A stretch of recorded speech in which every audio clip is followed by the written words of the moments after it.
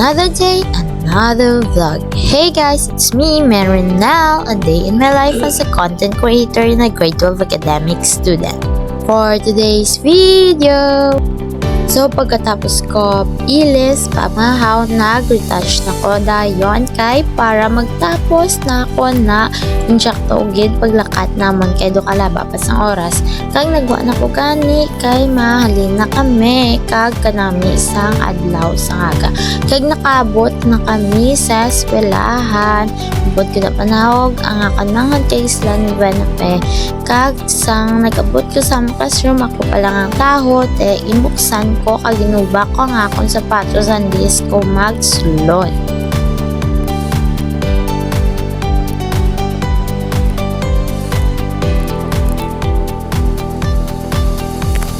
Kag amo naman ni sang recess.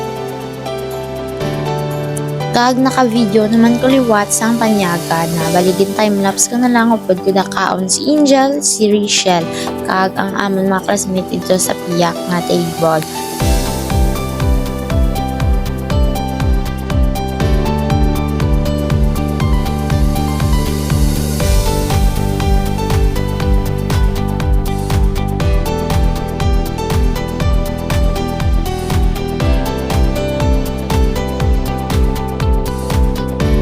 Kag syempre pagkatapos kaon himuson baliway ko gani naubos na pero dutay naman ang bilin kag amo naman ni sang hapon sang tapos nagi-klase kag nagihimos na kami para magwa masaka sa babaw kag mahulat magbukas ang gate.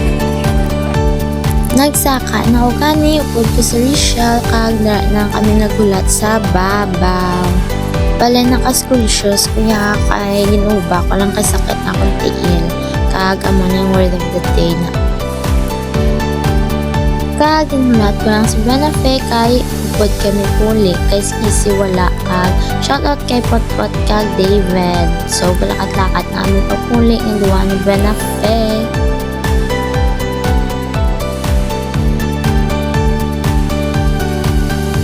Bale, mga pila pa ka minutos antes yung makabot sa amon nga lugar pero dira kami nag-agi naglibot kami sa semento kay dito sa piyak lain sang dalan pero mas tapit to tani gawa pero diri kami nag-agi kay kalutak to sa piyak budlay to abi agyan kung kainulan guys.